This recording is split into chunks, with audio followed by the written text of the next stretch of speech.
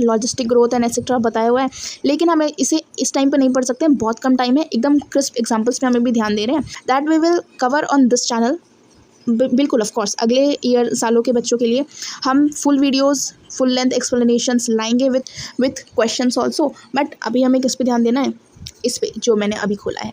देखो population interactions के बारे में बात हो रही है। पॉपुलेशन इंटरैक्शन, सबसे पहले तो ये टेबल तो पक्का पता होनी चाहिए तुम लोगों को, क्योंकि इस टेबल से डायरेक्ट क्वेश्चन उठ के आता है और एक क्वेश्चन पूरा सिर्फ एक लाइन, ये जो रो है, एक रो के ऊपर बेस्ड हो सकता है कि बताओ किसी पॉपुलेशन में किसी ऑर्गेनिज्म, 2 ऑर्गेनिज्म तुम्हें दे दिया और तुम्हें बता रहा है एक का बेनिफिट हो रहा है, दूसरे का भी बेनिफिट हो रहा है, बता दो वो कौन से टाइप का इंटरैक्शन है। You will say mutualism. तो इसी तरीके से सारे यहाँ पे जब दोनों स्पीशीज़ का फ़ायदा हो रहा हो, जब दोनों स्पीशीज़ को बेनिफिट मिल रहा हो किसी भी टाइप ऑफ इंटरैक्शन से, या किसी भी टाइप ऑफ काम से, फूड के बेनिफिट मिल रहे हो, शेल्टर के बेनिफिट मिल रहे हो, एनीथिंग, दैट इज़ म्यूचुअलिज्म। लेकिन कंपटीशन में क्या होता है, तुम याद रख सकते हो यार बहुत आसानी से, म्यूचुअलिज्म होता है mutual interaction between the 2 species. Competition में कि कभी भी किसी एक का फ़ायदा नहीं होता है, दोनों का नुकसान होता है। अगर जैसे पहले की वॉर्स वगैरह देख लोगे ना, वॉर इज़ नेवर, गलती किसी भी एक की नहीं होती, किसी भी एक टीम की, दोनों तरफ से होता है। तो कंपटीशन में तुम ऐसे याद रख सकते हो, ऑलवेज नेगेटिव, दोनों साइड्स कुछ ना कुछ नुकसान तो हो ही रहा होगा। प्रीडेशन में क्या होता है, एक प्रीडेशन तो बचपन से पढ़ते आ रहे हो यार, एक स्पीशीज़ दूसरे स्पीशीज़ को अपने बेनिफिट के लिए यूज़ करती है। जैसे फॉर एग्जांपल लायन को मान लो तो स्पीशीज़ ए में मान सकती हूँ, और डियर को मान लो तो स्पीशीज़ बी में मान सकती हूँ। डियर का तो नुकसान ही हो रहा है, उसका मर के क्या फ़ायदा हो रहा है। तो लॉयन डियर वाला एग्जांपल प्रीडेशन में है, ये भी आसानी से याद रख सकते हो। पैरासिटिज्म में भी ऐसा होता है कि एक को फ़ायदा हो रहा होता है, एक को नुकसान हो रहा होता है। एग्जाम्पल देके पूछा जाएगा, एग्जाम्पल में आगे पढ़ेंगे। ये अब जो 2 हैं, इनमें बच्चों को बहुत ज़्यादा कन्फ्यूजन होती है। और सबसे पहले मैं तुम्हें बता दूं कि ये जो एमेंसिलिज्म दे रखा है ना, इसका कोई एग्जांपल या बड़ी एक्सप्लेनेशन आगे दी नहीं है। जैसे इधर प्रीडेशन वगैरह दे रखा है, उसका कोई बड़ा एक्सप्लेनेशन नहीं दिया हुआ। लेकिन एंटीबायोटिक्स, वो माइक्रोब्स वाला चैप्टर पढ़ा होगा, माइक्रोब्स वाले चैप्टर में पेनिसिलियम के बारे में पढ़ा होगा। That is the example of amensalism. कैसे, देखो एमेंसिलिज्म में क्या हो रहा है, एक का नुकसान हो रहा है और एक स्पीशीज़ का ना तो फ़ायदा हो रहा है ना तो नुकसान हो रहा है। तो वो जो ये स्पीशीज़ है जिसका ना तो फ़ायदा हो रहा है ना तो नुकसान हो रहा है, that is our antibiotic penicillium. वो फंगस होती है एक, तो उसका तो ना तो फ़ायदा है ना तो नुकसान है, वो तो बस अपना काम कर रहा है और फिर वापस अपनी ज़िंदगी जी रहा है। लेकिन किसका नुकसान होता है, माइक्रोब्स का। माइक्रोब्स को वो किल करती है, तो माइक्रोब्स के टर्म्स में तो नुकसान ही है। अब हमारे लिए अच्छा हो वो तो अलग बात है। खैर, फिर आता है कॉमनसेलिज्म। कॉमनसेलिज्म एक ऐसा है एमेंसेलिज्म का बिल्कुल अपोजिट। एमेंसेलिज्म में तुम्हें पेनिसिलियम का एग्जांपल याद रहा ना, तो तुम बिल्कुल कंफ्यूज नहीं होगे कि इधर नेगेटिव आ रहा था कि पॉजिटिव 0 आ रहा था। जहाँ पॉजिटिव और 0 है, एक स्पीशीज़ का नुकसान नहीं हो रहा, सॉरी एक स्पीशीज़ का फ़ायदा हो रहा है और एक स्पीशीज़ बिल्कुल न्यूट्रल में काम कर रही है। That is the example of commensalism. ठीक है, अब एकदम क्रिस्प बताती जाती हूँ। प्रीडेशन ऐसा नेचुरल वे है जिसमें हम लोअर ट्रॉपिक लेवल से एनर्जी को ट्रांसफर करते हैं हायर ट्रॉपिक लेवल में। प्रीडेशन का कॉमन एग्जांपल क्या था, एक lion and a deer. Deer आता है लोअर ट्रॉपिक लेवल पे, लोअर ट्रॉपिक लेवल से हम लायन को यानी हायर ट्रॉपिक लेवल को एनर्जी ट्रांसफर कर रहे होते हैं। लायन ने डियर को खा लिया, डियर के बॉडी में जितनी भी एनर्जी थी वो लायन को ट्रांसफर हो गई। That is the example of predation. यही बोला है एनसीईआरटी में कि जब हम प्रीडेशन का देखते हैं ना, तो हमारा सबसे पहले एग्जांपल इसी टाइप का आता है, टाइगर डियर या लायन डियर वाला। लेकिन और स्पैरो, जब स्पैरो किसी सीड को खाता है तो वो भी प्रीडेटर से कम काम नहीं करता। लेकिन एनिमल्स, इन एनिमल्स का अलग कैटेगरी, अलग नाम दिया गया है। जैसे डियर है, डियर भी तो ग्रास खाता है, तो क्या उसको प्रीडेटर बोल देंगे? नहीं, वो प्रीडेटर तो नहीं है, उनको हर्बीवोर्स कहा जाता है। और ये वाले जो प्रीडेटर्स होते हैं ना, जो टाइगर टाइप के होते हैं, जो दूसरे एनिमल को ही खाते हैं, दैट इज़ द कार्निवोर्स। ठीक है, और बात बस इतनी है कि ये स्पैरो एंड डियर ये सब प्रीडेटर की एग्जैक्ट कैटेगरी में तो नहीं आते, लेकिन प्रीडेटर से बिल्कुल डिफरेंट भी नहीं है। प्रीडेटर्स अलग भी और भी बहुत तरीके के इंपॉर्टेंट रोल्स प्ले करते हैं, एक्सेप्ट कि वो कॉन्ड्यूइट्स ऑफ एनर्जी ट्रांसफ़र भी हैं। जो मैंने एग्जांपल बताया था ना, डियर से लायन को एनर्जी ट्रांसफ़र हुई, उसी के बारे में यहाँ कहा गया है कि वो conduits of energy transfer trophic level पे ऐसे काम करते हैं। लेकिन उसके अलावा भी बहुत रोल्स है प्रीडेटर के। वो क्या करते हैं, प्रीडेटर्स प्रे की पॉपुलेशन को कंट्रोल में रखते हैं। प्रे जैसे डियर की पॉपुलेशन को कंट्रोल में रखा लायन ने, ताकि डियर ज़्यादा ना हो जाए। लेकिन प्रीडेटर्स के लिए प्रे स्पीशीज़ जैसे कि लायन, वो अपनी पॉपुलेशन डेंसिटी बढ़ा सकती है, बिल्कुल हाई उसकी पॉपुलेशन डेंसिटी हो सकती है, जिसके कारण इकोसिस्टम में इनस्टेबिलिटी आ सकती है। जैसे कि यहाँ एग्जांपल दे रखा है प्रिकली पियर कैक्टस का। प्रिकली पियर कैक्टस जो ऑस्ट्रेलिया में आया था, वो इतना रैपिड ग्रो कर गया ना, millions of hectares of land पे ग्रो कर गया था। फाइनली एक प्रीडेटर को लाना पड़ा, दैट इज़ अ मॉथ, जो इसके नेचुरल ऑस्ट्रेलिया के नेचुरल हैबिटेट्स में पाया जाता था, उसको इंट्रोड्यूस करवा दिया गया प्रिकली पियर कैक्टस के साथ, और उससे जो स्पीशीज़ थी प्रिकली पियर कैक्टस की वो कंट्रोल में आई। एग्रीकल्चर के एरिया में क्या होता है, एग्रीकल्चर में भी तो यही चीज़ यूज़ हो रही होती है। हम अगर कोई प्लांट स्पीशीज़ ज़्यादा ग्रो करने लग जाए तो उसका प्रे पॉपुलेशन को पहुंचा दो क्रॉप फील्ड्स में, वो जितना अमाउंट खा सकता है आराम से खा लेगा और कंट्रोल में आ जाएगी पॉपुलेशन। अब ना ये चीज़ समझो कि जो प्रीडेटर्स होते हैं ना, वो प्रे की दो, अगर एक प्रीडेटर के पास दो प्रे हैं, एक प्रीडेटर है दो प्रे हैं, ये प्रीडेटर इन प्रेस को खाता है, और एक कॉमन बात ये है कि ये जो दो प्रे हैं, ठीक है, ये दोनों आपस में compete बहुत करते थे। तो अगर मैं कहूँ कि मैं इस प्रीडेटर को यहाँ से हटा दूँ, प्रीडेटर की स्पीशीज़ ख़त्म हो गई, प्रीडेटर की स्पीशीज़ को मैंने ख़त्म कर दिया, तो अब ये जो दोनों प्रे की स्पीशीज़ थी जो पहले इन प्रीडेटर से दुखी थी, अब वो ये दोनों स्पीशीज़ एक दूसरे के साथ compete करती थी, कंपटीशन रखती थी। तो मैंने तुम्हें पहले बताया था कि दोनों का नुकसान होता है। यहाँ पे क्या होगा, कुछ एक सालों बाद ऐसा देखा जाएगा कि ये दोनों स्पीशीज़ लड़ मड़ के ख़त्म हो रखी हैं। इसी का एक एग्जांपल दे रखा है हमारी एनसीईआरटी की टेक्स्ट बुक में, which is starfish disaster. Starfish disaster में ऐसा देखा गया, ये ऐसे इनवर्टिब्रेटास खाती थी, इनवर्टिब्रेट्स से, ये दोनों मान लो इनवर्टिब्रेट्स हैं, इनको खाती थी। और जैसे तो बहुत सारे टाइप्स के एनसीईआरटी में तुम्हें 10 से ज़्यादा दे रखे हैं। ये पिजास्टर फिश इनवर्टिब्रेटास को खाती थी। जब पिजास्टर फिश को मैंने हटा दिया पॉपुलेशन से, तो मैंने ये देखा कि ये जो सारी इनवर्टिब्रेटास की स्पीशीज़ थी जो इस सर्कल के अंदर लाई कर रही हैं, ये सारी स्पीशीज़ भी ख़त्म हो गई, विद इन अ ईयर ख़त्म हो गई। तो इससे तो बिल्कुल क्लियरली पता चली गया कि एक दूसरे प्रे स्पीशीज़ के बीच की पॉपुलेशन को मेंटेन करने के लिए भी एक प्रेडेटर स्पीशीज़ का रोल होता है। लेकिन अब एक बात ये भी तो समझो, अगर प्रेडेटर प्रे को खाता रहेगा, अगर तुम अपने खाने को हद से ज़्यादा खाते रहोगे, तुम्हारा स्टॉक लिमिटेड है, लेकिन तुम खाने को हद से ज़्यादा खाते रहोगे तो तुम्हें फ्यूचर में खाना कहाँ से मिलेगा। प्रेडेटर बहुत चालाक होता है।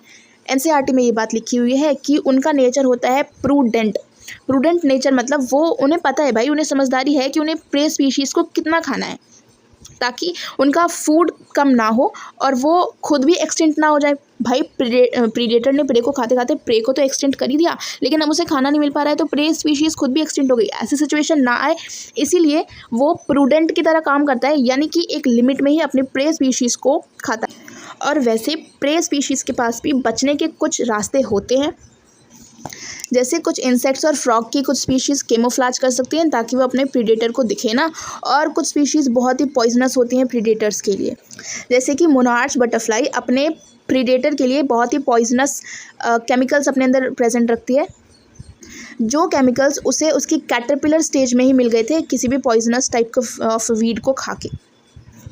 प्लांट्स के लिए हर्बीवोर्स ही प्रीडेटर्स का काम करते हैं, और प्लांट स्पीशीज़ के लिए तो ये चीज़ ज़्यादा डिफ़िकल्ट हो जाती है क्योंकि प्लांट स्पीशीज़ के पास चलने दौड़ने वाली कोई प्रॉपर्टी नहीं होती। तो 25% से भी ज़्यादा nearly 25% of the all insects are known to be phytophagous, यानी कि वो प्लांट सैप को खाते हैं और प्लांट के अदर पार्ट्स को खाते हैं। अब क्योंकि प्लांट्स चल नहीं सकते, दौड़ नहीं सकते एज सिमिलर टू एनिमल्स, तो इसीलिए उनके पास कुछ morphological chemical defence system present होते हैं ताकि वो हर्बीवोर्स से बच सकें, जैसे कि असेशिया और कैक्टस का एग्जांपल है जिनके पास थॉर्न्स होते हैं। ये उनका मॉर्फोलॉजिकल फीचर है डिफेंस के लिए।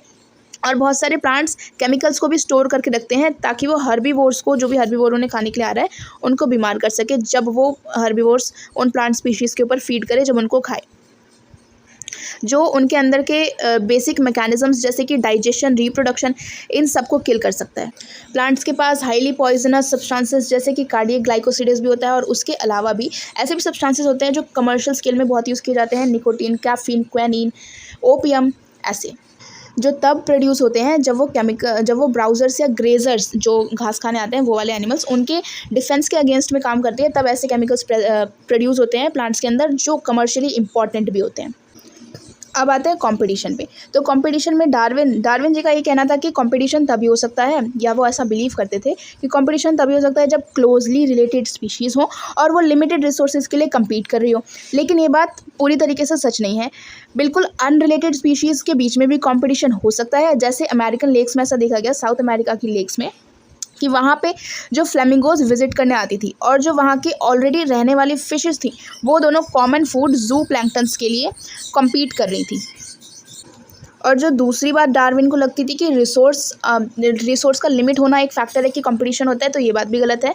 रिसोर्स का लिमिट होने से कोई लेना देना नहीं है कि कंपटीशन होगा कि नहीं, क्योंकि फीडिंग एफिशिएंसी भी डिपेंड करती है। मान लो रिसोर्स अनलिमिटेड है, लेकिन दो स्पीशीज़ हैं, एक स्पीशीज़ बहुत तेज़ी से खा सकती है, एक स्पीशीज़ बहुत धीरे से खाती है, तो क्या स्पीशीज़ बी को अनलिमिटेड रिसोर्स होने के बावजूद भी स्पीशीज़ बी को सही से खाना मिल पाएगा? नहीं मिल पाएगा। तो अगर रिसोर्सेज अबंडेंट है भी, तब भी कंपटीशन हो सकता है। और ये इन टर्म्स में डिफाइन किया जाता है कि एक स्पीशीज़ की फिटनेस कितनी है, या तो कह लो उस जो फिटनेस होती है ना, उसको आर से रिप्रेजेंट किया जाता है, इंट्रिंसिक रेट ऑफ इंक्रीज, जो हमने अभी इस वाले में नहीं पढ़ा है, लेकिन ग्राफ्स में ऐसी बातें एक्सप्लेन की गई है कि आर क्या होता है।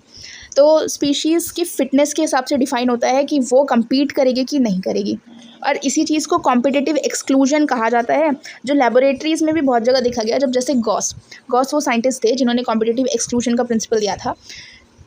जब रिसोर्सेज लिमिटेड होते हैं तो कॉम्पिटिटिवली सुपीरियर जो स्पीशीज़ होती है वो इवेंचुअली ज़्यादा कंज्यूम कर लेती है, और जो दूसरी स्पीशीज़ होती हैं उनको कम मिलता है। तो this is competitive exclusion. Competitive exclusion का एक एग्जांपल है, strong and persuasive circumstances evidence does exist, however in some cases the abandoned tortoise in Galapagos Island, ये टॉर्टोइस जो थी ये एक्सटिंक्ट हो गई थी जब गोट्स को इंट्रोड्यूस कर दिया गया था इस आइलैंड के ऊपर, गैलापागोस आइलैंड के ऊपर, क्योंकि गोट्स की ब्राउजिंग एफिशिएंसी ज़्यादा थी, तो गोट्स ने ज़्यादा खाना कंज्यूम करना शुरू कर दिया और abandoned tortoise with in a decade extinct हो गई।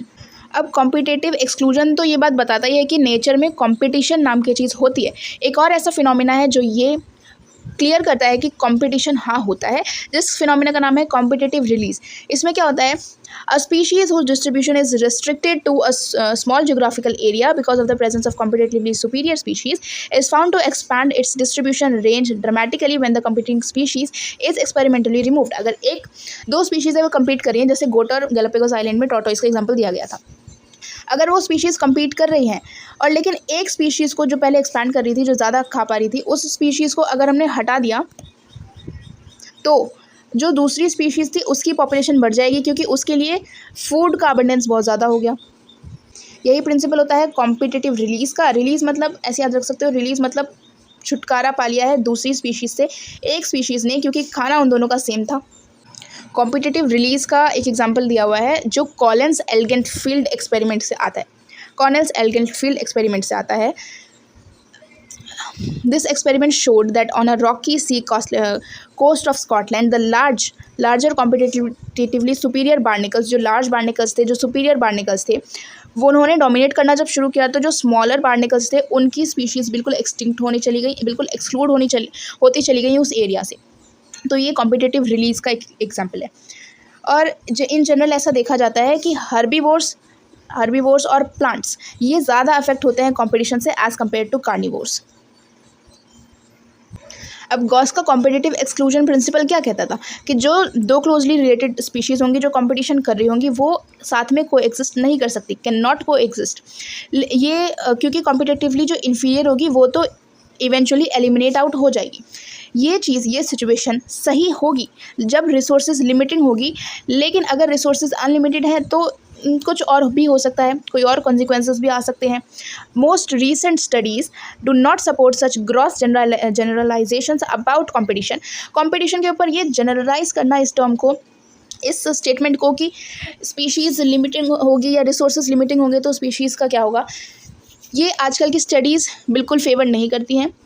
While they do not rule out the occurrence of interspecific competition in the nature, they point out that species facing competition might evolve mechanism that promote coexistence। जो species compete कर रही हैं उनके बीच में कुछ coexistence भी हो सकता है, जैसे हम रिसोर्स पार्शनिंग कहते हैं। पार्शन मतलब जैसे पार्टीशंस कर देना, तो रिसोर्स को बांट लेना कुछ इस तरीके से ताकि दोनों स्पीशीज़ जो एक दूसरे से कम्पीट अभी तक कर रही थी वो अब अपने अपने हिस्से का खाना खा पाएँ।